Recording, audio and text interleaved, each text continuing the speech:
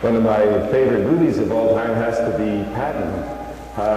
It's the story of the great American general in the Second World War. I'd say it's in my top 10, but I have 14 movies in my top 10, so I'm not exactly sure where to place it.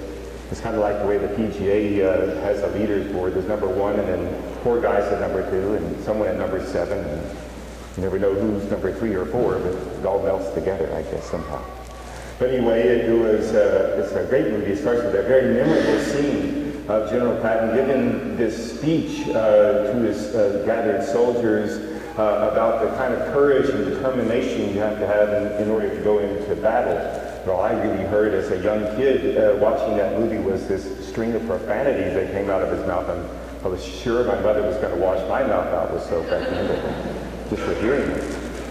But it was a great story, and here's this brilliant leader and this brilliant commander. But I thought during the movie it demonstrated a real change of character on his part, something that he underwent a change because of the circumstances and the things that happened to him. He begins, and throughout the movie he's this very strong leader, a very disciplined person. He demands discipline, he demands attention from his soldiers. He expects them to follow military protocol, expects them to be courageous and to work hard, and has very, very high demands of everybody that is around him.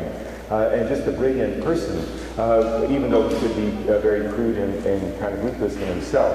But there's also a certain arrogance and aloofness about him, and one of this is demonstrated in a scene where he is sitting in a jeep, and these soldiers come walking by who've been wounded, and they're very disoriented and very lost, and he never looks at them. He never even gives them a moment's worth of attention, and they pass by, obviously in pain and suffering, and he shows no concern for them whatsoever. In fact, it seems to be that's his determination not to allow their suffering to enter into his life. Well, without trying to recapture the entire movie, that kind of arrogance is the thing that actually led to his downfall. And he is removed from office, from his command by General Eisenhower. It's a true story, of course. He's removed from his position, and he has to, in a certain sense, ride the bench for a while, just dying because he doesn't have a chance to be in there. What he believes his whole life, his whole destiny was all about, so that he could fight in this war. Eventually he's given another chance, and he begins to lead the soldiers again. He never loses his daring, his demanding, his ruthlessness, everything that made him a great general, his brilliance about how to bring force into a situation. But what he does have is some humility that enters in. And I saw it demonstrate at least a couple of different scenes. One, there's this traffic jam of tanks and military hardware that are trying to get with it, and they're all just clogged up. And he personally goes down and he starts directing the traffic so that everybody gets through, and then he tells another guy to take over for him. And maybe I'm mixing the scenes up a little bit, I don't remember exactly right. But he's standing on a hill and he's watching his troops march by, and he says to an aide, "Look at them, Harvey.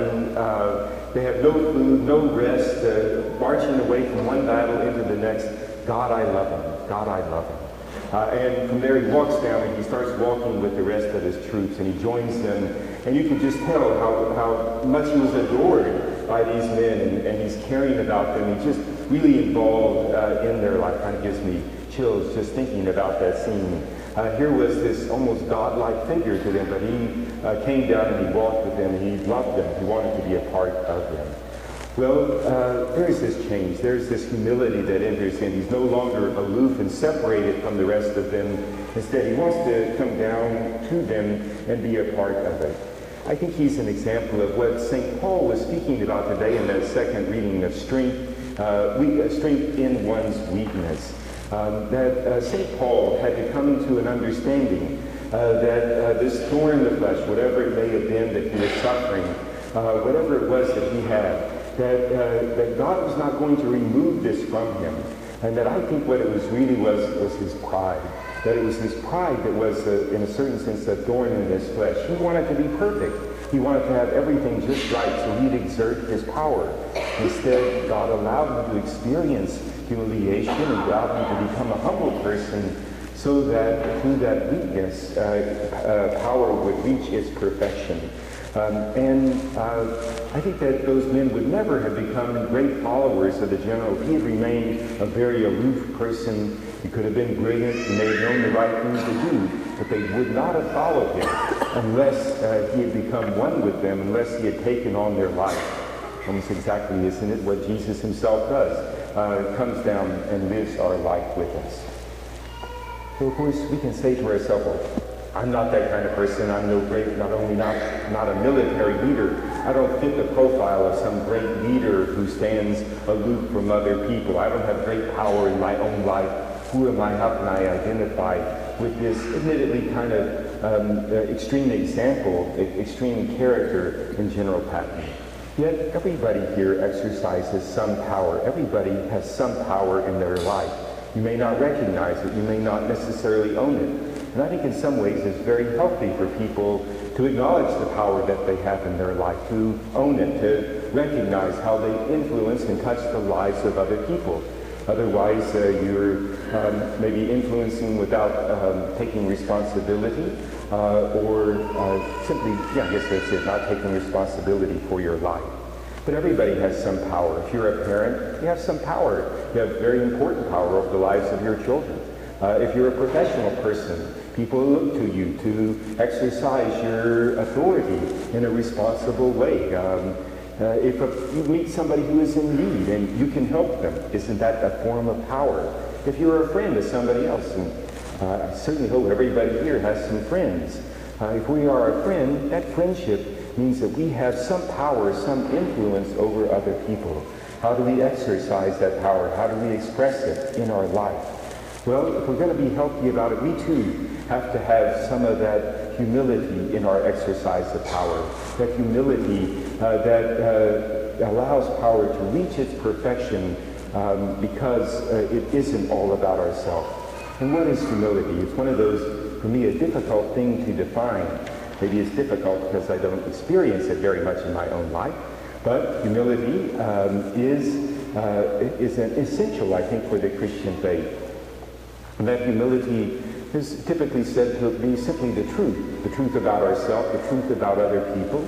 I think that's a traditional answer. Somebody else said to me last night that humility was seeing yourself as God sees you. And I think that's a wonderful explanation of humility. Seeing yourself as God sees you, seeing other people as God sees them, not just in their defects, not just in their perfection, but seeing themselves as God sees us. Those are great answers to me. Humility isn't the same as low self-esteem, as it's popular to talk about. That's denying the goodness that exists within us, and it isn't, again, arrogance that sees ourselves as superior to others. But I think Patton's example also is a way to understand humility, that humility is always walking with other people, that when he quits sitting in the Jeep and being aloof from others, but got down and walked with his soldiers, that he became one with them and joined them on their journey. And after all, I think this is really the example of Jesus himself. He's the one who, St. Paul says, cast aside his divinity and took on our human flesh and walked with us. He lived our life. He ate our food. He slept. He was tired. He worked. And ultimately, of course, he died. In his case, a brutal death, accepting the worst of human condition. Yet he accepted that human condition and walked with us because of his infinite, should we say, humility of his life. The man who was the greatest leader was also the one who was the most humble. We're all on a spiritual journey. And on that spiritual journey, we can't take the Jeep. We have to walk, and we walk that journey with other people.